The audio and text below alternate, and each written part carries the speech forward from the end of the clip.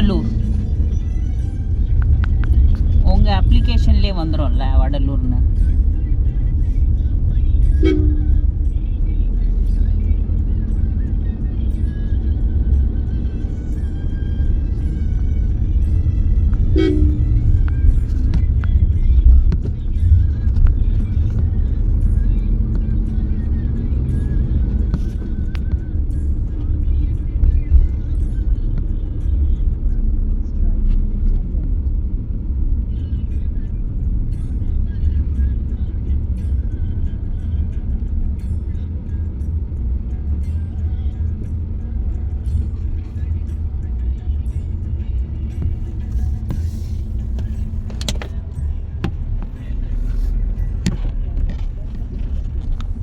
என்னது இது?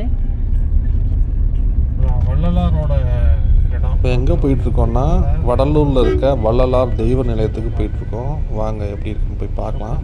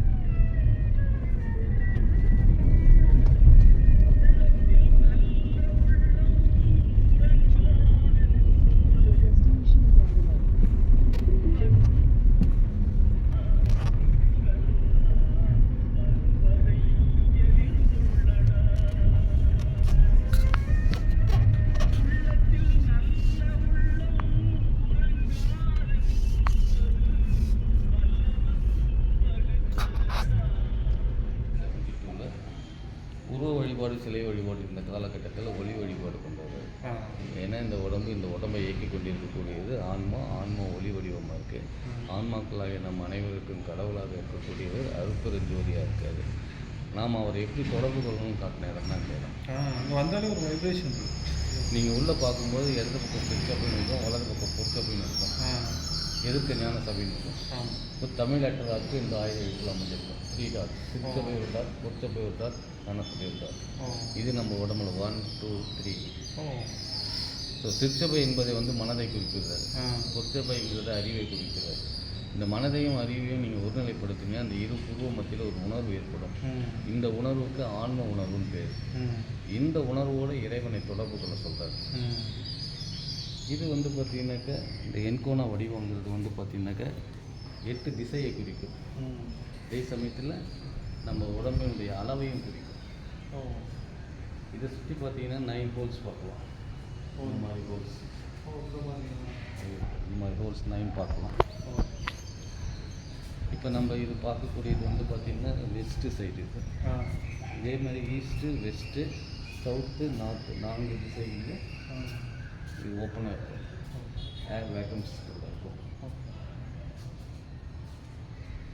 4வது உங்கள் சங்கிலி இருக்குது பாருங்கள் வெளியே. இந்த செயின் இந்த கட்டிடத்தை சுற்றி வரும். இந்த செயினுடைய லிங்க்ஸ் கவுண்ட் பண்ணி பார்த்தீங்கன்னா இந்த 21,600 லிங்க்ஸ். இது நம்ம ஒரு நாளைக்கு விடக்கூடிய ப்ரீத்து. ஆமாம், ஒரு நிமிடத்துக்கு 30 தடவை ப்ரீத் எடுக்கிறோம். அதாவது இன்ட்டு கால்குலேட் பண்ணி பார்த்தீங்கன்னாக்கா இந்த 21,600. இது வள்ளல் பெருமான் தன் கைப்பட செய்தது. 150 வருடங்களாக வெளியே இருக்குது. துரு பிடிக்க கிடையாது. எந்த இது சார்? செயின் வெளியே இருக்கு பாருங்கள். வெளியே அந்த பில்லர் மேலே போயிட்டு இதுங்களா? ஸ்டோன் மேலே, பிளாக் கலர் ஸ்டோன் மேலே. Okay okay. இந்த செயின் பார்த்தீங்கன்னாக்க ரசவாதம் என்று சொல்லக்கூடிய ஒரு முறைப்படி செய்யப்பட்டது. ரசவாதத்துக்கு மெயின் இன்க்ரீடியன்ஸ் எது? சூப்பர், தெரியுது சில விஷயங்கள்லாம் உள்ளது. பழனியில் இருக்கக்கூடிய அந்த சிலை போகர் இது பார்த்திங்கன்னா நவபாஷான்னு சொல்லக்கூடிய இது ரசவாதம் என்று சொல்லக்கூடிய முறைப்படி செய்வது. பல ரகசியங்கள் இருக்குது உள்ள. சில பேருக்கு என்ன தேவையோ அது மட்டும் கிடைச்சிடும். இவர் பிறக்கும்போது இந்த மாதிரி ஒரு தாக்கல் இல்லை இல்லையா? பிறக்கும்போது யாருமே தாக்கல் அதுக்கப்புறம் தான் யாருமே இருக்க மாட்டாங்க. அவங்க லைஃப்பில் சில டிரான்ஸ்ஃபர்மேஷன் நடக்கும்.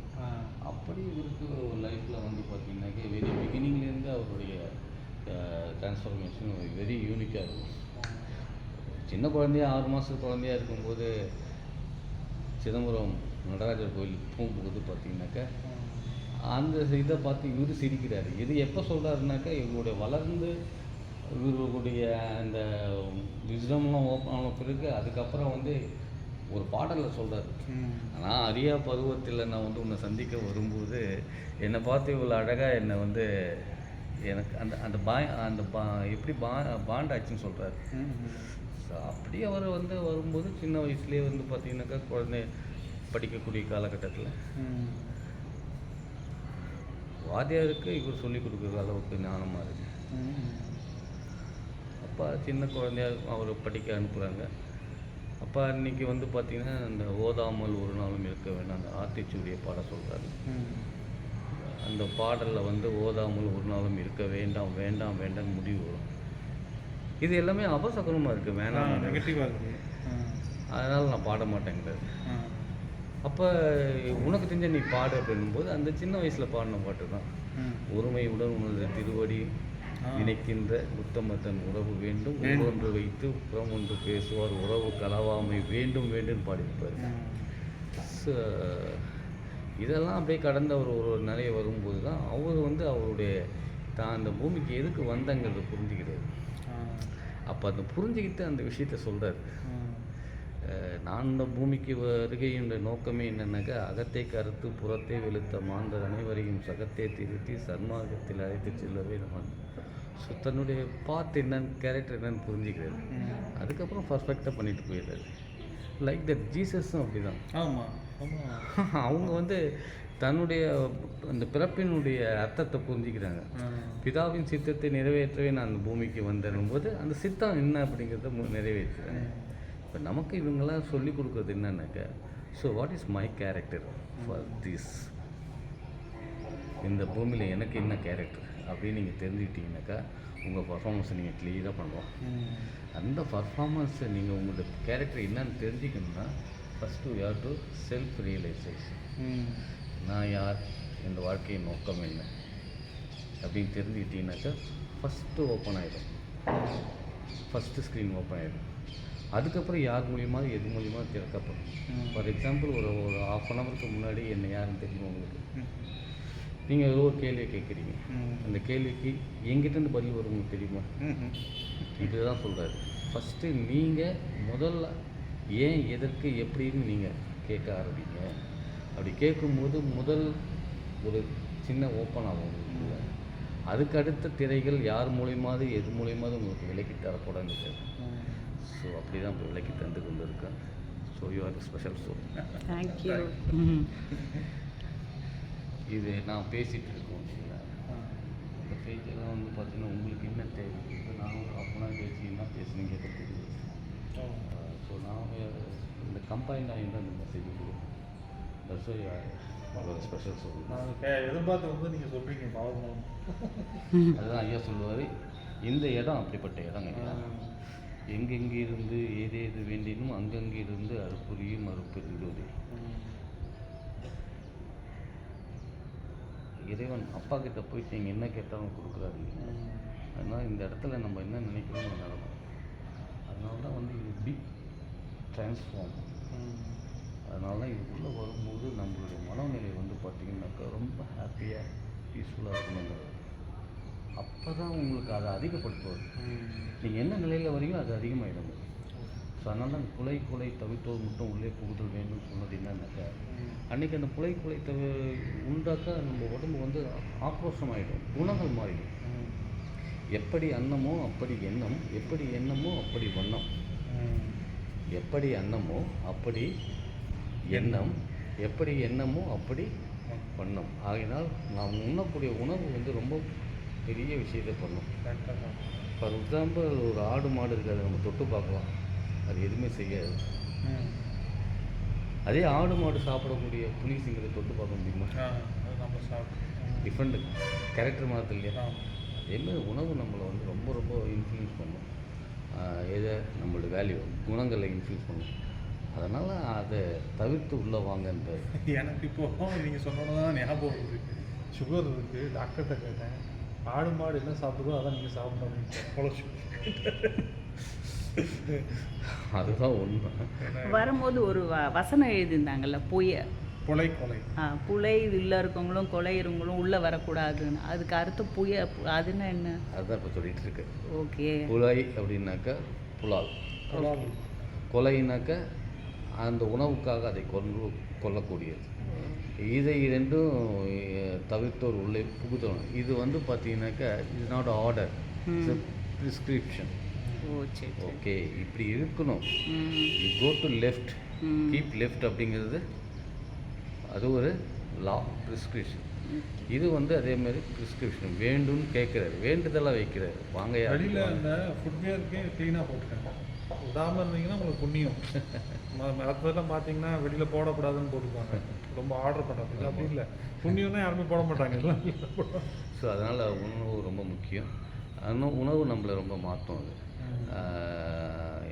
ஆகையினால் உணவுல வந்து இது இப்போ சயின்ஸே இப்போ சொல்லிடுச்சு வேண்டாம். இப்போ நான்வெஜ் இல்லை. இப்போ வந்து இங்கே எல்லாம் சாப்பிட்றது வந்து நான்வெஜ் சொல்கிறாங்களா? அது நான்வெஜ்ஜே கிடையாது, கெமிக்கல். ஆமாம். அதனால் அதுலேருந்து வெளியே வந்துடுங்க. இறைவனை கெட்டியமாக பிடிச்சிக்கோங்க. வள்ளலார் இவ்வளவும் சொல்லிவிட்டு 2 விஷயத்தில் ஒரு 6600 பாடல்கள் பாடினாலும் ஷார்ப்பாக ஒரு 2 விஷயத்தை சொல்லி நம்மளை ஃபாலோ பண்ண சொல்கிறார். என்ன சொல்கிறாருனாக்கா, நாம் காணும் ஜீவர்களிடத்தில் கருணையுடன் இருங்கள், ஆண்டவரிடத்தில் அன்புடன் இருங்கள். நாம் காணும் ஜீவர்களிடத்தில் காட்டக்கூடிய இந்த சிறிய கருணை எங்கக்கூடிய சிறிய தயவை கொடுத்து இறைவனுடன் இருக்கக்கூடிய பெரிய தயவை பெற்றுக்கொள்கின்றது.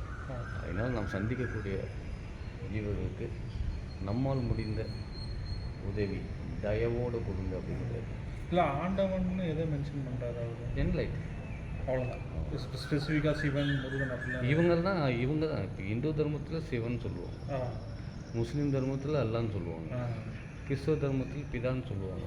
ஸோ அதை மாதிரி அதுக்கு மேலே எந்த இருக்காருனாக்கா இல்லை, அதான் என்லைட். அப்போ இவர் சொல்கிறது வந்து பார்த்தீங்கன்னாக்கா அதை தான் சொல்கிறாரு. ஓகே, அருட்பெருஞ்சோதி. சரிங்களா? இது முயற்சி பண்ணுங்கள், நல்லதே நடக்கும். ஆமாம், thank you so much. God bless you. Kamarajar வந்து அவருக்கு முத்துராமலிங்க தேவர், இவங்க எல்லாம் வந்து பார்த்திங்கன்னா வள்ளல் பெருமானை வந்து மிகப்பெரிய ஒரு வழிகாட்டியை எடுத்துக்கிட்டாங்க.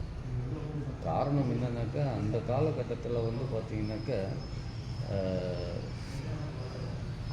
ஜாதியும் மதமும் இவை 2மே வந்து நம்மை உயர்த்தாது அப்படிங்கிறத ரொம்ப ஸ்ட்ராங்காக சொன்னார். அதை வள்ளல் பெருமான் ஒரு பாடலை சொன்னது, சாதியும் மதமும் பொய்யென ஆதியில் உணர்த்திய அருட்பெருஞ்சோதின்னு சொல்லுவார். இதெல்லாம் அவங்க ரொம்ப இன்ஸ்பயர் பண்ணியிருக்கு. ஓகே, காமராஜர், முத்துராமலிங்கம் அவர்கள்லாம். ஏன்னா அவங்க வந்து அன்றைக்கெல்லாம் அவங்கெல்லாம் வந்து பார்த்திங்கனாக்கா அரசியலுக்கு வர்றதே வந்து பார்த்திங்கனாக்கா ஆல்ரெடி ஒரு பெயர் புகழோடு இருந்துட்டு ஒரு சர்வீஸ் பண்ணக்கூடிய ஒரு மோட்டிவில் தான் அவங்களாம் வந்தாங்க. அதனால் அவங்களால வந்து பார்த்திங்கன்னா நல்லதை மட்டுமே நினைக்க தோணுச்சு, நல்லது மட்டுமே செஞ்சாங்க அவங்க. அதனால் வந்து அந்த காலகட்டத்தில் இவங்களை ஃபாலோ பண்ணாலும் அவங்க ஒருத்தவங்க இங்கே வந்துருக்காங்கல்ல. இங்கே வந்திருக்காங்க காமராஜரும் அவங்களும். அவங்களாம் இங்கே வந்துட்டு எல்லாம் பார்த்துட்டு போயிடுவாங்க. ஏன் பெரியாரே வந்திருக்காரு. ஓகே, பெரியார் வந்து நான் உள்ளே போக மாட்டேன்ட்டாரு, இங்கே வரமாட்டேன்ட்டாங்க. உள்ளே புக அந்த வசனத்தை பார்த்துட்டு ஆமாம் உள்ளே புகவும் இல்லைங்க, ஏன் நம்ம போகலாங்க ஏன் அப்படின்னு சொல்கிறாரு. அவர் ஏதோ எழுதிக்காருன்னா ஏதோ காரணத்துக்காக எழுதிப்பாரு அப்படின்னு நான் இது விட்டதுக்கு நான் உள்ளே வரேன் அப்படின்ட்டு சொல்லிட்டு. ஸோ இப்படி பல விஷயங்கள் இருக்குது. எந்த வருஷம் முக்கியம்? ஆக்சுவலாக அவர் வந்து அருட்பெருஞ்சோதி ஆண்டவரோட இரண்டரை கலந்தது 1874. இது 1872 கட்டுறாரு. இது கட்டி முதல் தரிசனம் கட்டுறாரு. 74ல் வந்து டிஸ்அப்பியர் ஆகிறாரு. இங்கிலீஷ் பீரியடில். ஆமாம் ஆமாம் ஆமாம். இப்போ அந்த பிரிட்டிஷ் கவர்மெண்ட்டு அந்த 1874 டிஸப்பியர் ஆகும் சார். இன்வெஸ்டிகேஷன் பண்ணுறது 4 இயர்ஸ் இன்வெஸ்டிகேஷன் பண்ணுறாங்க. இப்படி ஒருத்தர் இருந்தாரா, போனாரா, டிஸப்பியர் உண்மைதானா, இல்லை யாராவது ஏதாவது பண்ணிட்டாங்க. 4 இயர்ஸ் 4 வருடம் வந்து அதை வந்து விசாரித்து 1878 தான் கெஜெட்டில் டிக்ளேர் பண்ணுறாங்க. அன்றைக்கி இருந்த ஜேஹெச் காஸ்டேன்னு சொல்லிட்டு பிரிட்டிஷ் கவர்மெண்ட்டுடைய கலெக்டர். இந்தியாவில் இருக்கக்கூடிய வேறு யாராவது பண்ணியிருந்தால் கூட அதில் வந்து ஏதாவது கொஞ்சம் மாற்றிருக்காங்க. அவர் வந்து அதை வந்து ஃபுல்லாக இன்வெஸ்டிகேஷன் பண்ணி டிஸப்பியர் சொல்லி டிக்ளேர் பண்ணி கெஜெட்டில் ரெக்கார்ட் பண்ணி 79 டிகிரி ஸ்டேட் லைனில் பார்த்தீங்கன்னாக்கா பல பிரசித்தி பெற்ற கோயில். கும்பகோணம் வந்ததுன்னா தஞ்சாவூர்லாம் அப்படின்னா அதான் காசி டு ராமேஸ்வரம். இப்போ நார்த் போட்டேன், காசி தான் சவுத்தில் தான் இருக்குது. ஆமாம். இந்த ஸ்டேட் லைனில் வந்து பார்த்திங்கன்னா இது வடிவமைச்சிருக்காங்க. அதெல்லாம் எம்பீரியல்ஸ் காலத்தை வடிவமைச்சு ராஜா காலகட்டத்தில் 1000 வருடங்களுக்கு முன்னாடி சயின்டிஃபிக்காக அப்ளை பண்ணியிருக்காரு. அதுகளுடைய இதில் இதை வடிவமைக்கிறார். இதுக்கு அடுத்தது வந்து திருவண்ணாமலை, இதெல்லாம் இல்லைங்களா, எண்டு காசி. காசியா? இதுக்கு அடுத்தது கீழே வந்து சிதம்பரம், அப்புறம் ராமேஸ்வரம், எண்டு ராமேஸ்வரம். ஸோ ஒரே லைன். ஒரே லைன். இதுதான் ஐயா வந்து ரொம்ப அற்புதமாக ஒரு பாடல் சொல்லியிருக்காரு. நான் ராமேஸ்வரம் போயிட்டு வந்தேன். ராமேஸ்வரம் அப்புறம் வந்துட்டு இங்கே இதுதான் ஐயா அழகாக ஒரு வார்த்தை சொல்லியிருக்காரு. வருவார் அழைத்துவாரி வடலூர் வடதிசைக்கு வந்தால் பெறலாம் நல் வரமே. வருவார் அழைத்துவாரி வடலூர் வடதிசைக்கு வந்தால் பெறலாம் நல் வரமே. வருவார், நான் வரல உங்கள் ஊருக்கு, வந்தீங்க எங்கே? இப்போ நீங்கள் சொன்ன அந்த லைன் வந்து நான் போயிட்டு வந்துட்டுருக்கேன். அப்போ திருவண்ணாமலை போனேன், இப்போ ராமேஸ்வரம் போனேன், சிதம்பரம் ஆல்ரெடி போயிட்டேன், வள்ளலார் வரணும். அந்த லைன் பாருங்கள் நம்ம சைடுக்கு. ஸோ அதனால் வரலஸ்ட்டு சொல்லி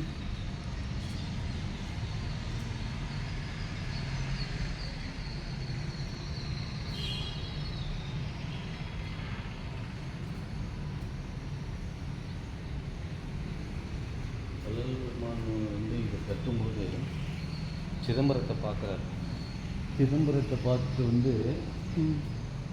அந்த நடராஜர் வந்து பார்த்தீங்கன்னாக்கா ரொம்ப அவருடைய இது வந்து அந்த கருவறை ரொம்ப இடுக்கில் இருக்குது, குறுகிய இடத்துல இருக்குது.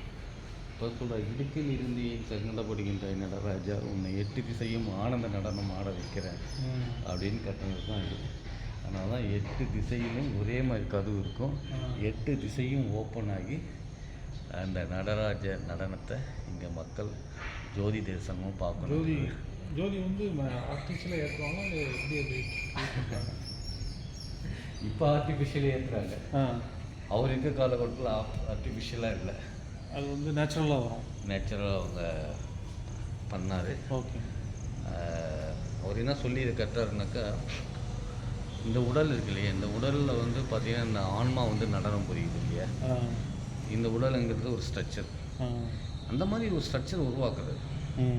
அகத்தை கண்டதை புறத்தை வைத்தேன்னு சொல்கிறாரு. இப்படி இந்த ஸ்ட்ரக்சரை உருவாக்கி இந்த ஸ்ட்ரக்சரில் வந்து அளவிடக்கூடா காலகட்டம் வரைக்கும் இறைவனுடைய அருள் இந்த இடத்தில் நடனமாடிக்கொண்டிருக்கும். இதை எல்லாரும் பெற்றுக்கொள்ளலாம், தடை இல்லை அப்படின்னு சொல்லிட்டு போகிறார். அதனால தான் சித்தர்கள், முத்தர்கள், ஞானிகள், யோகிகள் எல்லாம் இந்த இடத்துக்கு வருவாங்க. சிம்பிளாக இருப்பாங்க, தெரியாது. இப்போ நீங்கள் போன பிறகு நீங்கள் என்ன பண்ணீங்கன்னா அது தெரியும். அதுதான் வைத்தீஸ்வரன் கோயில் தான் போகிறாங்க. அந்த இது இருக்குது, அதெல்லாம் எதுவும் பார்க்காதீங்க. அதனுடைய கண்டினியூட்டி தான் இங்கே வந்திருக்கீங்க. Now I tell you one thing, இன்றைக்கி இங்கே வர்றது பிளானே கிடையாது உங்களுக்கு. ஆக்சுவலாக நாங்கள் மதுரை அந்த பக்கம் போனோம், அப்புறம் டக்குன்னு பிளான் மாறிச்சு, இங்கே இந்த வழியாக போகலாம் அப்படின்னு. இங்கே இல்லை, மகான்கள் இருக்கக்கூடிய இடத்துக்கு நாம் பிளான் பண்ணி போகவே முடியாது. அவங்க கூப்பிடும்போது பார்த்தீங்கன்னா சிறப்பாக இருக்கும். இதெல்லாம் ரொம்ப அழகாக சொல்லுவாங்க திருமந்திரத்தில். அவன் அருளால் அவன் தாழ் வணங்கி, இறைவனுடைய தாழ் என்றக்கூடிய பாதத்தை கூட அவன் அருளோடு வணங்கும் போது அது பூரணம் முழுமை. சரிங்களா? அதனால் இந்த இடத்துக்கு நீங்கள் வரீங்க அப்படின்னாக்கா நீங்கள் உங்கள் நிலையிலிருந்து அடுத்த நிலைக்கு உயர்த்தக்கூடிய ஒரு இடம் இது. எப்படி வந்து மிக அற்புதமான ஒரு விஷயம், உலகத்தில் இருக்கிற பறவைகள்லாம் ஒரு இடத்துல வந்து கூடும். அதுக்கு ஒரு பேர் வைப்பாங்க, சரணாலயம் சொல்லுவாங்க. அந்த மாதிரி உலகத்தில் இருக்கக்கூடிய ஞானிகள், யோகிகள், சித்தர்கள் இவர்களெல்லாம் தேடி இறைவனை தேடி ஒரு இடம் வருவாங்கனாக்கா அந்த இடம் இந்த இடம் தான். இவர் அடுத்த நிலைக்கு லிட் பண்ணுவார். இது வரைக்கும் மற்றவங்க லிட் பண்ணுவாங்க, இங்கேருந்து லிட் பண்ணுறது இவர் தான். குருவே சரணம், குருவடி சரணம், அருளே சரணம், அருளடி சரணம், இறைவா சரணம், இறையடி சரணம். இந்த இறையடிக்கு லிட் பண்ணுறது இவங்க தான். அதனால் நிறைய நீங்கள் உங்களுக்கு நிறைய விஷயம் கொடுக்கணுங்கிறதுக்கு நான் கொடுத்துக்கிட்டே இருக்கேன். நான் அது நல்லதாக பயன்படுத்துங்க, நல்லதே நடக்கும். Thank you sir.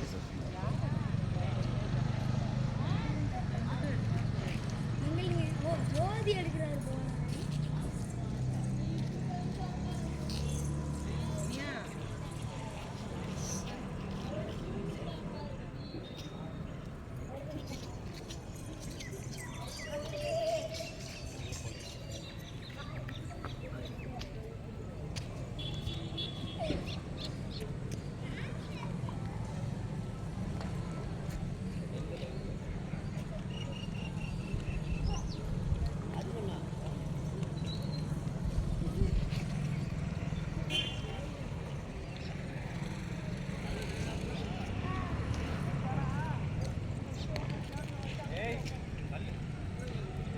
அந்த அனுபவத்தை சொல்கிறதுக்கு, விவரிக்கிறதுக்கு வார்த்தைகளே இல்லை.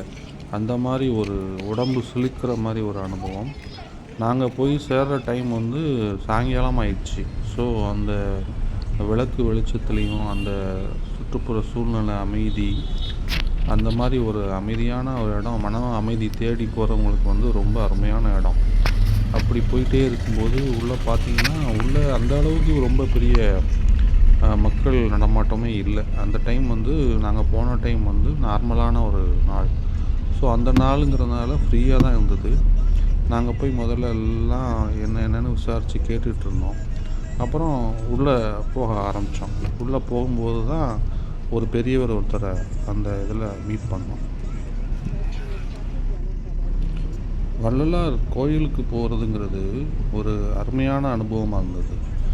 முதல்ல நாங்கள் அங்கே பிளான் பண்ணவே இல்லை, வேறு ஒரு இடத்துக்கு பிளான் பண்ணி போனோம்.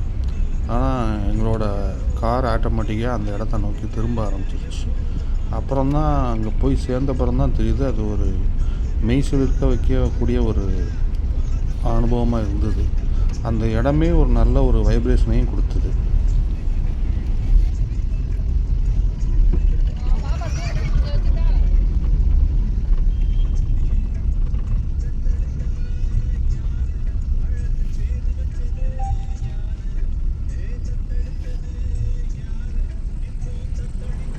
நம்ம இப்போது பார்த்துட்ருக்கிறது வள்ளலார் ஞான சபைன்னு சொல்லுவாங்க. இது வந்து ஒரு பெரிய ஆன்மீக ஸ்தலம். இங்கே வந்து இறையர்களை வந்து பெறுவதற்கு தூய்மை மிகுந்த இடமாக கருதப்படுது. வள்ளலார் அவர்கள் வந்து ஜோதி வடிவமாக இங்கே தான் இருக்கிறாரு அப்படிங்கிற மாதிரி ஒரு கருத்து இருக்குது. ஆனால் அந்த மையத்தில் சத்தியஞான ஜோதி எப்போவும் எரிஞ்சிக்கிட்டே இருக்குது. அந்த ஜோதியை பார்க்கும்போது மனசில் ஒரு அமைதி, ஈர்ப்பு, ஆனந்தம் எல்லாம் நமக்கு ஆட்டோமேட்டிக்காக அங்கே வந்துடுது.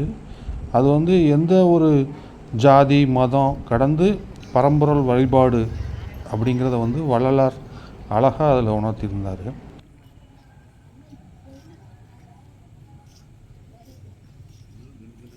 இந்த வள்ளலார் பற்றிய இந்த பயணம் ரொம்ப திருப்தியாக இருந்தது. நீங்களும் ஒரு தடவை கண்டிப்பாக போய் பார்க்கணும். பார்த்தீங்கன்னா உங்களுக்கு எல்லா அருளும் கிடைக்கும். நன்றி.